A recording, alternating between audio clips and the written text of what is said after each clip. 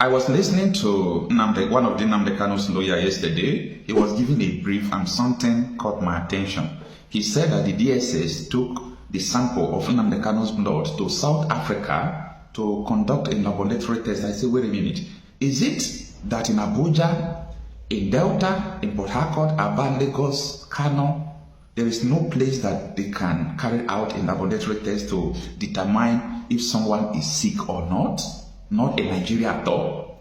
What is the sense of taking his blood to South Africa? Do you want to go and sell it? Have you poisoned this man? You want to verify whether maybe your poison will? Because this is suspicious. And in this video, the lawyer also said that Nnamdi Kanu alleged that he might have been poisoned when he was kidnapped and brought into Nigeria, that many, illness that was not in his body are now disturbing him. Take a listen.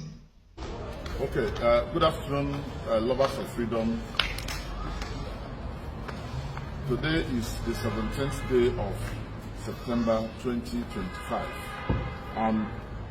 We just came out from a visit to Nnamdi Kanu, who is in solitary confinement at the DSS.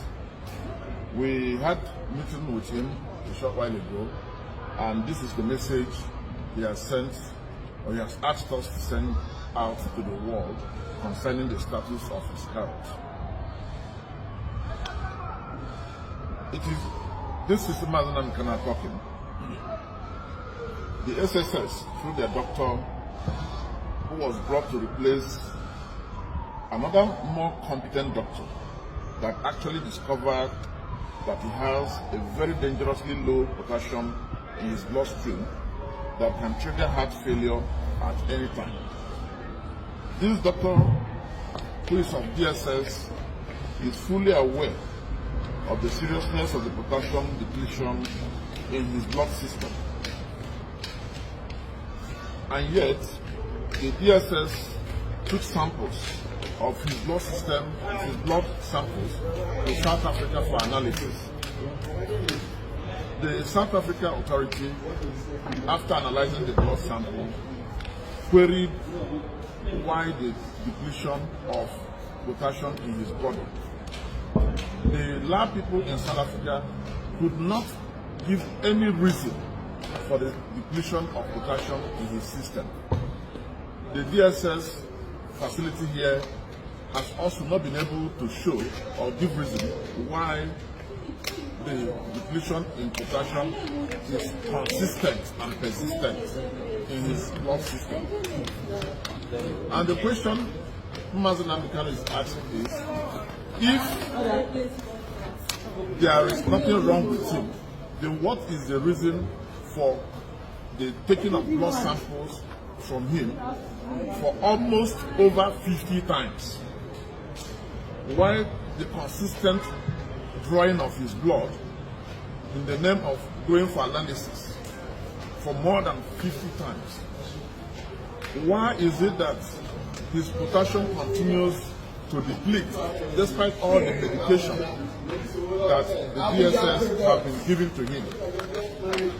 To Nnamdi Kanu, he strongly believes that the medicines given to him by the State Security Service medical department is of no effect whatsoever.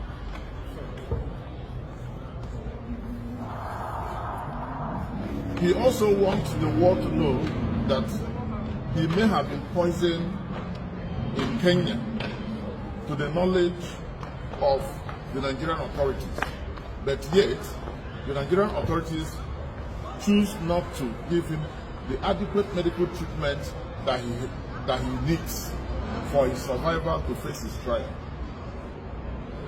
Nnamdi Kanu wants us to know that since he was born, he has never suffered diabetes before, nor has he suffered anything post-trem before.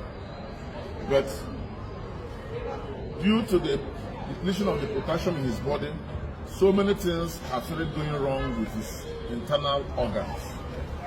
His pancreas, his prostate, and so many other things. His heart, so many other things.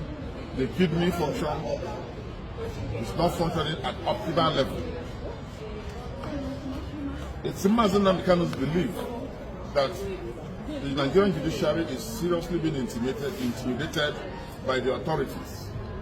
And that is why it appears that the judiciary is not helpful to him when it comes to issues of his health. Professor Araji, Professor Emeritus, a medical doctor, who is currently leading his medical team, had proposed to affidavit stating what he found that is wrong with Nnamdi Kanu and recommending that Nnamdi Kanu be taken before the National Hospital, which is a federal government-owned hospital, for proper medical attention. But unfortunately, the federal government of Nigeria, through the State Security Service, have refused to see reasons why he should be taken to the National Hospital that is here in Abuja. It is interesting to know that at each point in time that Nnamdi Kanu's medical checks was being conducted, the DSS will normally send 2 or more of their own in-house doctors to witness all examination. And they are fully aware of his medical condition. They are fully aware that since they kept giving him those medications they used to give him to improve his potassium, that it has not worked. His potassium continues to deplete, and this can lead to heart failure. The DSS and the federal government of Nigeria do not want Nnamdi Kanu to be taken to a proper medical facility where his health can be comprehensively taken care of. Even though no court has found him guilty yet he is being punished by refusing to help in building up his health. We want to tell Nigerians that it is only a man that is alive that can stand trial for any offense whatsoever. Nnamdi Kanu needs urgent medical attention. May I use this opportunity to also state that Nnamdi Kanu does not want to be discharged on sympathetic grounds. He does not want to be discharged on sympathetic grounds. He wants to come out from this case with all the facts laid bare to the general public. And that is why he has urged that he wants to stand his trial, he wants to stand it as a healthy man, not as a man that is dying. And he does not want to be released because he is dying. He wants his health to be properly taken care of. And we are also saying, if the federal government does not want to take care of himself, probably because of the cost, Nnamdi Kanu and his supporters are offering to foot the bill of his medical health, provided we will be allowed to have proper medical attention. And we have also suggested, and we have chosen, and the Nnamdi Kanu has approved, that he does not mind using the National Hospital, which is owned by the federal government and in the heart of the FCT also. Thank you very much. God bless us. All right, this is what the lawyer to Nnamdi Kanu says, and this is very important. He made this video yesterday. You see, I don't think calling Tinubu or any other person in Nnamdi Kanu case is important again. I don't think calling Britain again is important, because I have been able to have some proofs and reasons to 100% believe that what we know before, that the Southeast politicians, most of them don't want Nnamdi Kanu to be released, is true. You may believe what you want to believe, but this is just the simple truth. A politician told me, that was last 2 weeks, we were discussing about the issue of Nnamdi Kanu, and he told me that when Nnamdi Kanu, have not been detained, that people are scared about him because he commands crowd, he can influence who will win election and who will not win. That is the reason why politicians were afraid of him. That the reason why now they don't even care about anything again is because Nnamdi Kanu's detention is not affecting their politics.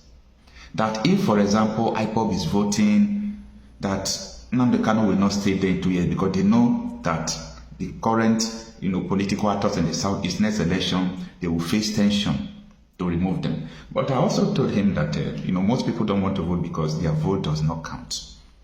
No. We discussed a lot of things, and I also know that when you did not vote in an election, it will enable them to rig the election more. This is because people don't even care whether you rig election or you did not rig election. Many people's minds are already out of Nigeria. They don't believe that this, country will continue to just be like this.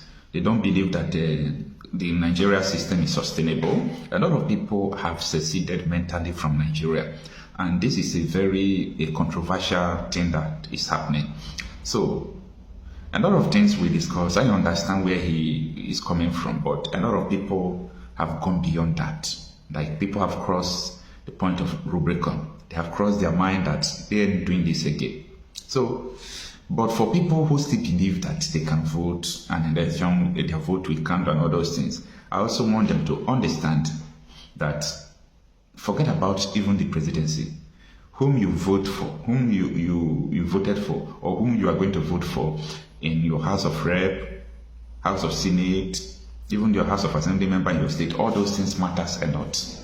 You understand? It matters a lot because anything going on, you hear that military invaded your community, all those things. Military or police will not do that without the influence of the politician who is representing the people, either governor, senator, House of Rep member. These are the people who influence the decision of inviting soldiers and so on and so forth. If they did not tell the federal, this is what is going on, do this, do that, they would not send soldiers like that. So I want everyone to advise him or herself. Let me know what you think about all these things in the comment section. I am JAPD myself, a conflict reporter.